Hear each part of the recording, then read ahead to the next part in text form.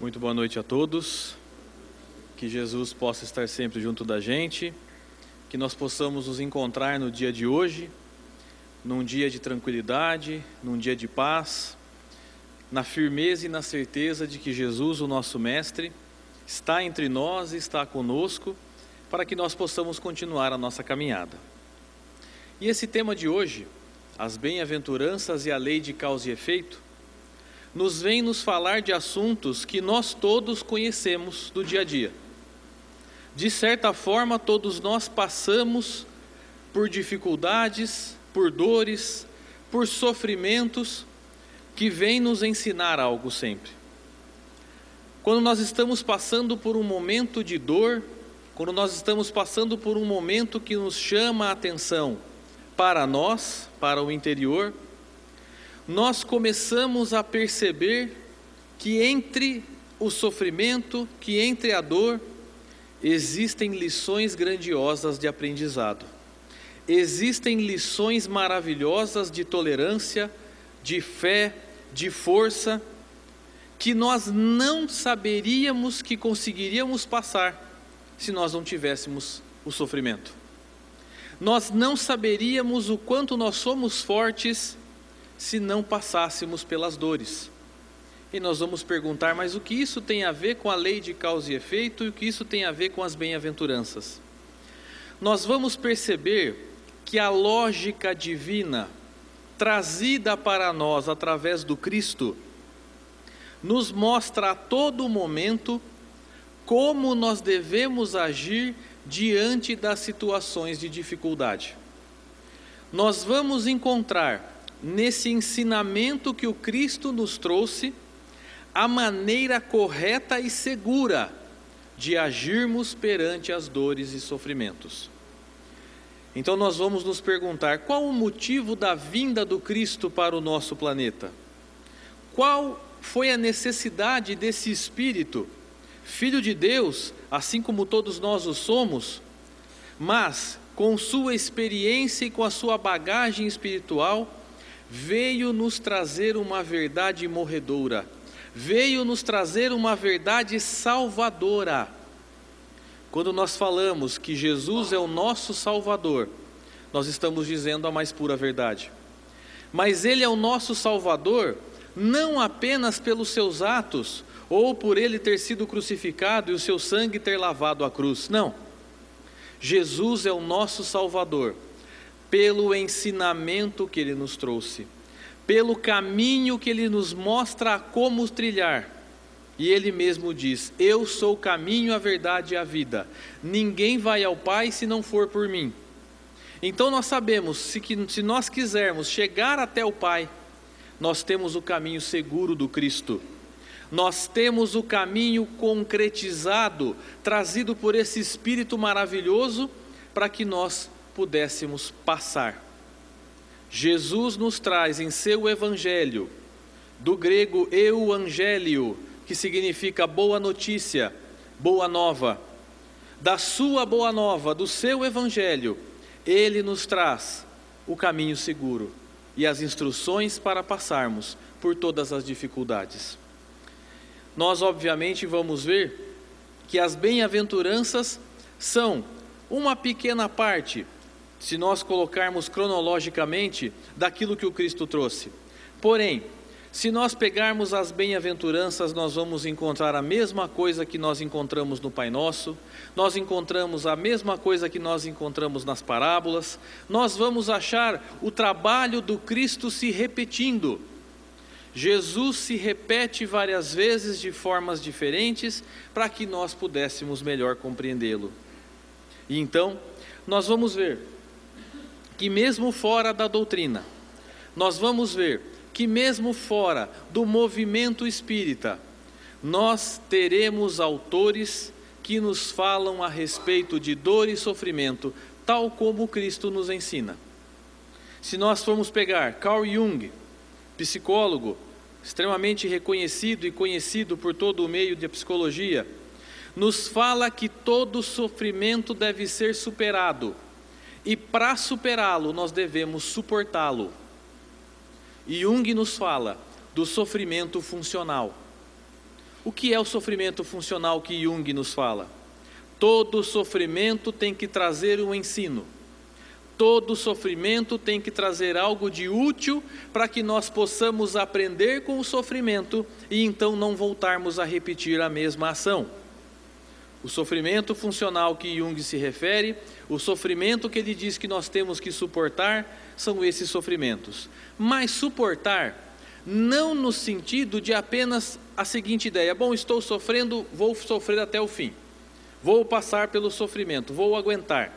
Não é esse suportar que ele está dizendo.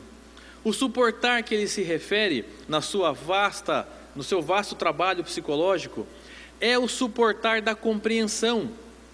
Por que eu estou passando por essa necessidade, por esse sofrimento? Algo eu fiz. Eu tomei uma ação lá atrás que me resultou nessa dificuldade de agora. Eu tomei uma atitude que me trouxe esse sofrimento pelo qual eu estou passando nesse momento. Esse é o sofrimento funcional que Carl Jung nos fala. Quando nós estamos pleno do conhecimento desse sofrimento e entendemos o que nos causou, nós vamos tomar ações para não mais realizar aquela tarefa, para que nós não mais tenhamos problemas com o mesmo engano. Vejam que nós temos fora da doutrina algo que nos fala isso. E na doutrina, nós temos a lei de ação e reação, ou lei de causa e efeito. A lei de causa e efeito nos diz que todas as atitudes que nós tomarmos com relação ao próximo, nós teremos a oportunidade de experimentá-las. Então, quando nós fazemos uma ação boa, nós sabemos, se eu fiz o bem para alguém, eu vou receber o bem de volta. É a lei de ação e reação, é uma lei perfeita de Deus, é uma lei universal, não é uma lei só da terra, é uma lei que rege o universo como um todo. Em todos os demais orbes que existem vidas, nós vamos existir a mesma lei, perfeita, imutável, do nosso Pai Criador, de Deus. E essa lei diz, sim, se eu fizer o bem para o meu próximo, eu recebo o bem também. Só que muitas vezes nós nos equivocamos um pouco com o lado contrário dessa lei de causa e efeito. Nós falamos assim: se eu fizer o mal para algum dos meus irmãos, eu vou passar pelo mesmo mal ou por um mal similar àquele que eu cometi. Vamos imaginar o seguinte: o criador desta lei é Deus, é o nosso Pai. Questão número 1 do Livro dos Espíritos, Kardec pergunta aos imortais: o que é Deus? Vejam que Kardec não pergunta quem é Deus, ele pergunta o que é Deus. E a resposta dos imortais é precisa, segura e curta: inteligência suprema, causa primária ou causa primeira de todas as coisas. Se nós admitimos que Deus é a inteligência suprema, é a causa primária, é a maior inteligência que nós temos notícia, será que ele criaria uma lei que trouxesse mal aos seus filhos? Obviamente que não. Admitindo Deus na sua grandiosidade, ele não faz uma lei para que seu filho sofra. Porém, ele faz uma lei que permita que seus filhos aprendam de acordo com a sua fase de crescimento espiritual. Então a lei de causa e efeito nos diz que se nós praticarmos o mal contra o nosso próximo, nós teremos a divina oportunidade de corrigir o mal que nós fizemos para aquele próximo. E essa corrigenda pode ser feita na encarnação atual, ou pode ser feita em encarnações futuras. O que nos faz pensar e ter certeza, então, que muitas das necessidades que nós estamos passando hoje são correções das vidas anteriores. Pode ser que eu tenha cometido um engano numa vida anterior e que nesta vida eu fui convidado a corrigir. Nesta vida eu fui convidado a colocar novamente nos eixos aquilo que eu destrilhei. Eu costumo brincar que é como se fosse uma criança. Quando vai brincar com os seus brinquedos, ela tira todos os brinquedos da caixa. Na hora de guardar, ela não quer guardar os brinquedos, ela prefere que os adultos o façam. O nosso trabalho como pais educadores é fazer com que a criança guarde aquele brinquedo. Nós não estamos fazendo nenhum mal a ela, estamos? Não, nós estamos ensinando. Agora, se nós, que somos pais imperfeitos, que temos enganos no mundo de provas e expiações, fazemos isso, e Deus? Será que o nosso Criador não nos permite guardar os brinquedos de volta na caixa quando fazemos algo de incorreto ou alguma bagunça? Obviamente que sim. E aí que entra a lei de causa e efeito. Esta lei, ela nos acompanha durante toda a nossa vida de espírito imortal. Eterno apenas Deus, que não teve um começo e não terá um fim. Nós somos imortais, tivemos um início e não teremos fim. O que morre é o nosso corpo físico, que nós devolvemos para a terra para que nós possamos um dia retornar. Então essa lei nos acompanha, dizendo que nós somos os responsáveis pelos nossos sofrimentos.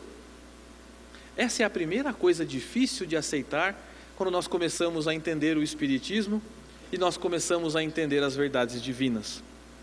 Estou passando por um sofrimento, repassei minha encarnação inteira e nenhuma atitude que eu tenha tomado poderia resultar nesse sofrimento pelo qual estou passando. Então é muito provável que nós tenhamos um motivo disso numa encarnação anterior. É muito provável que nós estamos carregando o débito para essa nova encarnação e então possamos saldá-la. É engraçado que quando nós vemos os espíritos entrando na adolescência carnal, e eu já passei por ela há pouco tempo atrás, nós vamos recordar que muitos adolescentes falam: eu não pedi para nascer.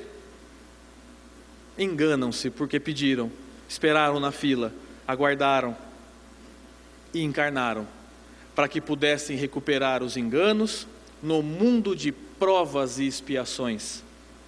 Nós somos um mundo onde nós não viemos para cá para passar férias, infelizmente. Nós estamos aqui para aprender. Nós estamos numa escola que permite que nós consigamos recuperar os enganos para que possamos crescer espiritualmente. Nós vamos entender a questão da lei de causa e efeito, que ela vem crescendo gradativamente de acordo com nossa compreensão. Nós começamos a responder por enganos cada vez mais de acordo com a nossa compreensão sobre o que é engano. Se eu não entendo que aquilo foi um engano, eu vou passar por uma corrigenda um pouco mais suave. Agora, quando eu tenho o conhecimento, quando eu sei, e mesmo assim eu me engano, eu tenho que passar pela corrigenda de acordo com a minha capacidade de compreensão. E às vezes a gente chega nesse ponto e fala: vou parar de estudar a doutrina. Não dá mais tempo. Já acabou o tempo, a gente já está sabendo, nós já conhecemos. Aos poucos, mas já conhecemos. Nós estamos trabalhando para crescermos. Nós vamos ver que, voltando no tempo, 5.000 anos atrás, nós vamos encontrar um reino, um império chamado Babilônia. E na frente desse império, o imperador Hammurabi. O Hammurabi tinha um problema muito sério, porque o povo daquela época, de 5.000 anos atrás, e muito provavelmente havia muitos de nós lá, porque nós somos espíritos imortais, passamos pelos séculos, muitos de nós estávamos lá, não nos recordamos, mas estávamos. Ele tinha um problema muito sério para poder controlar a sociedade, então ele cria uma lei. A essa lei foi dado o nome, anos mais tarde, de Lei de Talios, ou para nós, Lei de Talião, famoso olho por olho, dente por dente. O que dizia essa lei? Se alguém me fizesse um mal, eu tinha o direito de ir na casa da pessoa fazer o mesmo mal para ela. Se a pessoa me roubasse uma ovelha da minha propriedade, eu tinha por direito e cobertura da lei ir na casa dessa pessoa e lhe roubar uma ovelha. Nós vamos dizer assim hoje, em 2018, que absurdo! Como que uma lei permite que eu vá lá e roube a ovelha da outra pessoa? É que há um problema. Há um lapso de 5.000 anos nessa história, porque naquela época nós fazíamos o seguinte: se alguém vem na minha casa e rouba a minha ovelha, Eu vou na casa da pessoa, boto fogo nas ovelhas, na casa e na família, porque comigo ninguém mexe. Era a ignorância nossa naquela época, e era isso que estava acontecendo na Babilônia, um descontrole. Então, para controlar a situação, Hammurabi cria essa lei. Se alguém te der uma facada na altura do rim, só pode devolver esta facada, não pode fazer mais nada, para tentar conter os excessos. Viram como nós crescemos? Como nós evoluímos?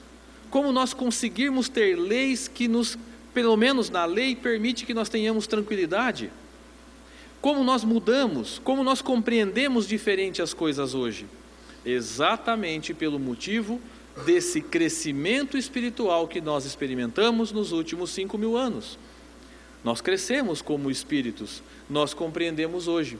Porque há 2.000 anos atrás, Jesus veio e nos disse o seguinte: escutai o que os antigos diziam, olho por olho, dente por dente.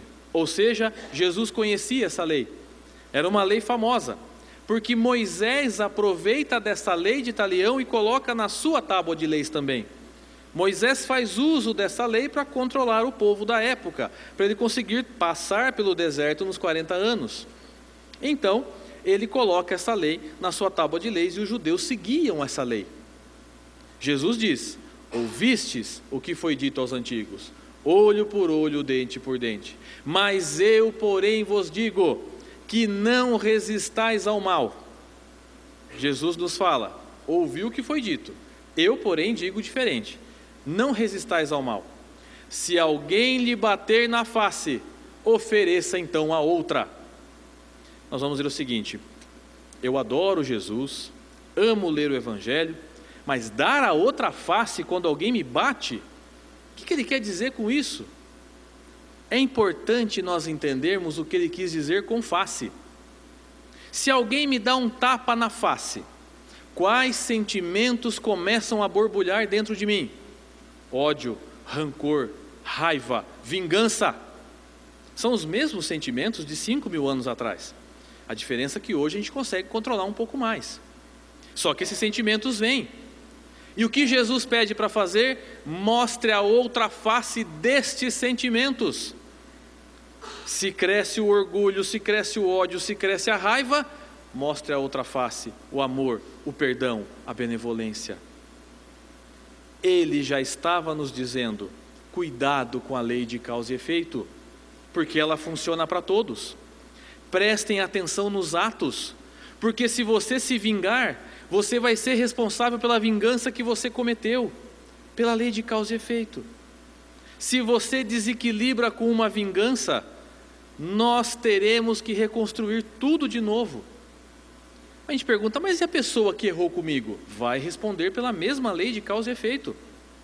Vai ter que se reorganizar conosco. Então, nós temos que cuidar das nossas atitudes para que possamos fazer crescer o nosso espírito e chegarmos na reforma íntima. Essa é a tão falada reforma íntima. Reformar, fazer de novo. Mudamos o sentimento antigo que borbulha dentro de nós para o sentimento novo, para o sentimento que já existe em nós, porque nós somos criaturas do Criador, nós somos criaturas de Deus, nós já viemos com item de série, com bondade, com benevolência, com amor. Só que o mundo em que vivemos de provas e expiações, nós colocamos para fora o sentimento mais complicado. E é esse planeta maravilhoso que nos permite ter as oportunidades de usar os sentimentos contrários, os sentimentos bons. Imagine se o mundo fosse perfeito. Como que a gente ia aprender nesse mundo? Imagina se o que reinasse já na terra fosse a bondade, a paz, o amor, e nós não estamos preparados para isso ainda. Nós seríamos um peixe fora d'água. Então, pela lógica divina, nós vamos crescendo de acordo com o nosso conhecimento. E a lei de causa e efeito é o exemplo disso que nos mostra o como nós devemos agir. Nós vamos ver Kardec falando no Livro dos Espíritos, no capítulo 2, item 964. Kardec diz o seguinte: todas as nossas ações são submetidas às leis de Deus. Todas. Todas as nossas ações são submetidas à lei de Deus. Não há nenhuma delas, ou seja, nenhuma dessas ações, por mais insignificante que nos pareçam, que não possa ser uma violação dessas leis. Se sofremos as consequências dessa violação, não nos devemos queixar senão de nós mesmos, que nos fazemos assim os artífices da nossa felicidade ou de nossa infelicidade futura. Nós construímos o nosso futuro. Se nós quisermos mudar uma atitude, que nós quisermos mudar uma ação, nós vamos mudar o que nós estamos fazendo. Se nós quisermos alterar alguma coisa da nossa vida para melhor, nós precisamos identificar o motivo daquele sofrimento e alterar a causa para que nós possamos ter o efeito. No livro Na Era do Espírito, no capítulo 12, Emmanuel nos traz a seguinte frase: cada qual de nós traz em si e consigo os resultados das próprias ações. Ninguém foge às leis que asseguram a harmonia do universo. Então a lei de causa e efeito garante a harmonia do universo, garante que os espíritos possam crescer com o seu conhecimento, garante que cada um possa aprender de acordo com as suas ações.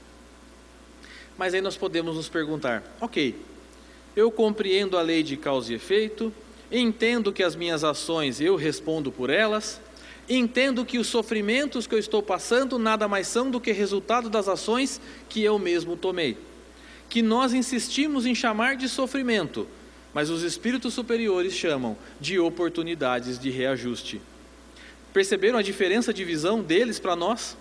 Nós chamamos de dor, sofrimento, eles chamam de oportunidades de reajuste. Olha que maravilha a lógica divina. E nós vamos nos perguntar, mas no Evangelho, onde que fala desta lei de causa e efeito? Porque até então quer dizer que ninguém sabia disso, só o Espiritismo que veio falar disso, ou de algumas outras religiões orientais também tem o princípio da causa e efeito. E no Evangelho? Aí nós temos a resposta no Evangelho. No Evangelho nós temos o Cristo falando de lei de causa e efeito. Quando que o Cristo nos fala da lei de causa e efeito? Quando então Ele sobe ao monte e traz para a humanidade o maior tratado de paz já visto em toda a nossa era. Jesus traz o Sermão do Monte, ou Sermão da Montanha. O Sermão da Montanha, ele é o contrato firmado entre a espiritualidade superior e nós, para que nós possamos crescer espiritualmente. Mahatma Gandhi disse que se nós perdêssemos todos os conteúdos evangélicos, doutrinários e religiosos, perdêssemos tudo, e só nos sobrasse o Sermão do Monte, já era suficiente para que nós pudéssemos crescer espiritualmente. Tamanha é a importância desse sermão. E como está descrito no Evangelho, Jesus começa o seu sermão em um monte, demonstrando a evolução ou a altitude ou a grandiosidade do que ele estava por falar. Ele mostra a elevação em cima do monte, e também de uma forma inteligente, porque no monte ele podia ser ouvido por todos os outros demais. Então imaginamos a cena, Jesus sentado calmamente no monte, as pessoas em volta dele aguardando, e como diz no Evangelho, ele abre a boca e começa a dizer. E a primeira coisa que Jesus diz, num total de 8, são as bem-aventuranças. A primeira bem-aventurança nos diz o seguinte: bem-aventurados os pobres de espírito, porque deles é o reino dos céus. Vocês perceberam a estrutura da bem-aventurança? Bem-aventurados os pobres de espírito, causa, porque deles é o reino dos céus. Efeito. Jesus, de uma forma positiva, não nos diz o que nós fazemos de errado e nos dá a punição. Não. Ele, da forma positiva, diz: façam o que é certo, porque a reação é a melhor possível. A inteligência divina, representada pelo mestre dos mestres, pelo pastor dos pastores, nos mostra como nós devemos agir perante as dificuldades. Bem-aventurados os que têm pobres espíritos, porque deles é o reino dos céus. Mas às vezes, o entendimento da bem-aventurança nos traz um pouco de dúvida, porque nós imaginamos o reino dos céus como o paraíso, né? Então, os que forem pobres de espírito recebem o paraíso. Mas o que é pobre de espírito? Eu preciso ser um pobre de espírito para receber o paraíso? Então, nós começamos a fazer um estudo, uma busca mais aprofundada do significado de cada palavra, porque Jesus era judeu falando para os judeus. Nós temos que compreender o que os judeus entendiam, para que nós possamos compreender o que Jesus quis dizer e trazer numa linguagem atualizada para que nós possamos compreender de uma forma mais ampla. Vamos começar do final. Reino dos céus. O que é o reino dos céus? Ficou-se estipulado nos últimos 2000 anos que nós teríamos ou o reino dos céus ou as trevas. Se você fizer uma vida boa, você vai para o reino dos céus. Se você tiver uma vida errada, você vai para as trevas. É uma vez só. Não tem outra chance. Fez uma vez, durou 80 anos, acabou. Agora eu pergunto, vamos imaginar uma seguinte cena nesse entendimento. Uma mãe e um filho. Esta mãe tem uma vida reta, uma vida honesta, uma vida voltada nos princípios do Cristo. O filho, apesar de toda a ajuda e suporte desta mãe, se perde no mundo da violência, das drogas, dos assaltos e se perde espiritualmente. Por essa lógica, a mãe vai para o reino dos céus, quando desencarnar. O filho vai para as trevas. E segundo esta crença, de lá de cima do reino dos céus pode-se ver as trevas. Que mãe ficaria com o coração tranquilo, olhando para as trevas, vendo o seu filho sofrer, sem pedir ao Criador uma nova oportunidade? E que Criador é esse que diz não a essa mãe? Que Criador é esse que responde não a um coração materno que quer auxiliar o seu filho? Esse não é o Criador do Espiritismo que nós conhecemos. O Deus do Espiritismo que nós conhecemos, que é o Deus de todos os lugares, diz para essa mãe: vamos agendar uma nova encarnação. Vamos preparar novamente para que ele possa responder pelos enganos. E você, mãe, com esse coração maravilhoso, o receba de novo para auxiliá-lo.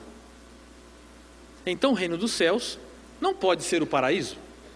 Até porque nós sabemos que depois que nós desencarnarmos, nós vamos encontrar a nossa própria consciência no plano espiritual. O reino dos céus é uma expressão que faz sentido para os judeus. Sabe o que é reino do céu para os judeus? Paz de espírito, consciência limpa. Os judeus têm uma série de mitzvahs, que são ordens, que são leis. São 613, se eu não me engano, se não me falha a memória do número agora. Eles só chegam ao reino dos céus quando conseguirem fazer as 613 mitzvahs, que são relacionadas ao Velho Testamento, ao amor ao próximo, amor a Deus. Aí ele chega no reino dos céus. Para nós, traduzindo para o nosso dia a dia, é a paz de consciência, é a consciência limpa, é saber que teve uma atitude boa, é saber que agiu bem, é saber que mesmo que errou, pediu perdão pelo erro e continuou o dia a dia. Essa é a paz de espírito. Ah, então eu já entendi. Jesus promete nessa bem-aventurança a paz de espírito. Mas para chegar na paz de espírito, eu preciso ser pobre de espírito. O que é pobre de espírito? Quem é rico em orgulho é pobre. Ou melhor, quem é rico em humildade é pobre em orgulho. Quem é rico em amor é pobre em ódio. Quem é rico em perdão é pobre em desavença. Ah, então se eu for pobre de espírito dos sentimentos ruins, eu vou ter a paz de consciência? Sim. A paz de consciência se constrói com as ações. Lei de causa e efeito. Lei de causa e efeito, nos mostrando por Jesus. Jesus mostrando atitudes e resultados. Essa foi a primeira bem-aventurança. Ele continua: bem-aventurados aqueles que são mansos, porque estes possuirão a terra. Vamos começar do final também. nós falamos tanto de plano espiritual, de se desprender da terra, de se desprender do que é material. E Jesus fala que os mansos herdarão a terra. O que ele quer dizer com isso? Vamos imaginar como seria a terra se todos os habitantes fossem mansos. O que são mansos? São pessoas bobas que aceitam tudo? Não. Os mansos são os fortes. São aqueles que dão a outra face. Os mansos são aqueles que recebem um sofrimento e tentam entender o que é preciso entender para passar pela dor. Os mansos são os que perdoam sem se vingar. Esses são os mansos. Imagina se a terra inteira fosse feita por mansos. Como seria esse mundo que nós herdaríamos? Maravilhoso.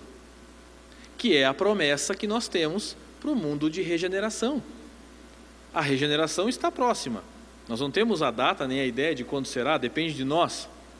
Mas, no mundo de regeneração, a grande maioria será de mansos. É esta terra que Jesus está falando que nós vamos herdar. Os mansos herdarão a terra melhorada. Os mansos herdarão a terra com mansuetude, com tranquilidade, sem guerras, onde o bem prevalece. Que são as promessas do mundo de regeneração. Dali para os mundos felizes, segundo os espíritos superiores, é um pulo. Mas nós vamos chegar lá, nós vamos crescer.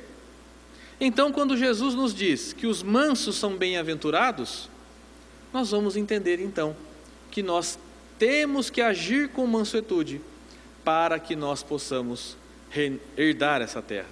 Mas aí pode vir a seguinte pergunta: mas João, eu não consigo ser manso todo o tempo. Tem hora que eu sou longe de ser manso. Tem hora que eu erro mesmo. Tem hora que quando passo eu falo: ih, meu Deus, lá foi minha reforma íntima embora. É ou não é? Nós temos isso. Mas aí nós vamos buscar que a palavra bem-aventurados no original do Evangelho não era a palavra que dá origem a bem-aventurados. A palavra que dá origem, na verdade, quando traduzida para o nosso idioma, significa mantenha-se em marcha. Ashre, manter-se em marcha. Como assim manter-se em marcha? O que é manter-se em marcha? O que é estar em marcha? Todo mundo junto em disciplina, no mesmo caminho, com alguém na frente dando o comando. Nós não estamos assim nesse planeta? Todos juntos, com disciplina, com Jesus na frente, dando o sinal para que nós possamos estar em marcha. Estar em marcha é errar e fazer de novo. Estar em marcha é compreender e ter a nova oportunidade. Fica mais justo, fica mais correto. Porque senão, se a gente fala bem-aventurados, tudo bem, eu já consegui ser manso, agora o resto, que se vire. A questão de manter-se em marcha nos coloca em marcha, ou seja, em disciplina, todo mundo junto, não pode faltar ninguém, todo mundo junto com Jesus nos dando os comandos. Aí fica tranquilo. Então eu sei que eu sou um espírito que tento ser manso, porque na verdade a grande renovação nossa está no esforço. Ninguém cobra, olha, para você seguir o Cristo você precisa ser perfeito. Nem Jesus cobrou perfeição dos apóstolos. Se ele cobrasse perfeição nossa, não ia dar. Nós temos que pelo caminho nos tornando perfeitos, pelo caminho crescendo. A próxima bem-aventurança. Bem-aventurados os que choram, porque estes serão consolados. Jesus nos dá a lei de causa e efeito. Quem são os que choram? São os que sofrem, são os que passam por dores. Esses que choram, que sofrem, que passam por dores, serão consolados. Qual é o consolo que nós recebemos há 160 anos atrás? Dizendo que a morte não existe, dizendo que as nossas ações refletem nas situações que vivemos, dizendo que se nós quisermos mudar nossa vida, nós mudamos nossos pensamentos e ações e teremos uma vida melhor. Nós recebemos o Consolador, o Espírito Verdade, que Jesus mesmo nos promete. Ele nos envia o Consolador através da doutrina, para que nós possamos reviver o Evangelho, primitivo, lá do começo, na sua totalidade, para aprendermos o que é perdoar, o que é amar, o que é fazer ao outro aquilo que precisamos para nós. Então Jesus nos fala, aqueles que choram serão consolados. Nós estamos sendo consolados, nós temos o consolo o tempo todo. Quantos de nós já não erramos e pensamos assim, ai meu Deus, não devia ter falado aquilo, não devia ter feito aquilo, na próxima vez eu vou fazer melhor, vou tentar me redimir com a pessoa, e aí nós vamos conseguindo trabalhar esse nosso lado. Jesus continua, bem-aventurados os que têm fome e sede de justiça, porque serão saciados. É interessante esta frase, que quando Jesus disse isso para o povo lá atrás, o que o povo pensou? Nós somos dominados, a Palestina era dominada por Roma. Roma impunha o seu governo, as suas leis, as suas regras para aquele povo. Aquele povo tinha que pagar impostos, tributos a Roma. O que eles pensaram? Bom, nós estamos sendo injustiçados. Jesus está falando que nós seremos recompensados, que nós tenhamos a nossa sede de justiça saciada. Mas não era disso que Jesus estava falando. Fome e sede de justiça são todos aqueles, somos todos nós, que quando vemos uma injustiça, não permitimos. Que quando vemos alguém agindo de forma incoerente com outra pessoa, tentamos auxiliar aquele que está machucado, mas também tentamos auxiliar aquele que machuca. Porque aquele que machuca é tão necessitado quanto aquele que está machucado. Aqueles que têm fome e sede de justiça, buscam fazer para o outro aquilo que gostariam que fosse feito para si próprio. Os que têm fome e sede de justiça, buscam levar o Evangelho, mas não com palavras, porque o Evangelho pode até ter palavras, mas o verdadeiro Evangelho tem ações, tem atitudes, tem exemplos. Nós todos que tentamos pouco a pouco melhorar, crescer através do Evangelho do Cristo, nós somos esses que temos a fome e a sede de justiça para sermos saciados. Nós temos a resposta das nossas ações. E Jesus continua, bem-aventurados os misericordiosos, porque terão misericórdia. Olha que interessante, aqui a lei de causa e efeito fica muito visível. Bem-aventurados, mantenha-se em marcha você que é misericordioso, porque terá misericórdia. A palavra misericórdia vem do latim, formada por outras duas palavras, miseri e corde. Miseri, miséria, pobreza, ausência de. Cordis, coração. Compreender com o coração a pobreza do outro. Mas não apenas a pobreza material, a pobreza do dinheiro, a pobreza do sentimento elevado, a pobreza do amor, a pobreza do perdão. Compreender. Porque para o judeu da época, o coração era a sede do pensamento, da razão e do sentimento. Para nós é cabeça, razão, coração, sentimento. Para eles era o coração a sede de tudo. Então faz sentido compreender com o coração. Porque se nós compreendemos com a mente, nós podemos dizer o seguinte, bom, eu entendi a lei de causa e efeito, estou passando por uma pessoa na rua que está em sofrimento. Ela deve estar resgatando algum débito do passado. Então, pela lógica, eu compreendi. Posso passar reto. Agora, quando eu entendo com o sentimento, eu falo, bom, ela deve estar passando por alguma recuperação de débito. O que eu posso fazer por ela? O que eu posso agir para ajudar? Aí é o sentimento falando. Aí é o amor sendo colocado à disposição. Então, se nós formos misericordiosos, nós receberemos misericórdia. Se nós agirmos com o coração, entendendo a dor do outro, quando nós precisarmos, porque com certeza nós vamos errar, ainda, porque nós estamos num caminho de evolução, quando precisar de alguém compreender, eu vou ter alguém que me compreenda, porque eu fui misericordioso, eu recebo a misericórdia. A minha atitude demonstra como eu quero ser tratado. Jesus continua. Bem-aventurados os que têm puro coração, porque estes verão a Deus. Olha que interessante. Se eu tenho puro coração, significa que eu já sou pobre de espírito, significa que eu já sou manso, significa que eu já chorei bastante, já fui consolado, significa que eu tive fome e sede de justiça, até o momento em que eu sou puro de coração. A pureza de coração não é aquela pessoa que não vê maldade nas coisas, isso não é ser puro. Pureza de coração é ver a maldade e ver que aquele que comete a maldade é um sofredor. Aquele que faz o mal precisa de ajuda, precisa ser auxiliado. O puro de coração, ele vê as dores e necessidades dos outros e tenta fazer o melhor para poder se aproximar, fazer o bem para aquele que precisa. Estes verão a Deus. O que nós podemos dizer de ver a Deus? É a mesma coisa de estarmos em estado de espírito de tranquilidade, em conseguirmos para nós o equilíbrio, em estarmos bem conosco mesmo. Nós vemos a Deus. De acordo com a nossa pureza, nós vamos compreender a Deus. Mais ainda, já perceberam que no Evangelho do Cristo, algumas vezes ele fala, vosso Pai, às vezes ele fala, meu Pai, e às vezes ele fala, nosso Pai. Quando Jesus diz, vosso Pai, ele está se referindo ao Deus que nós compreendemos.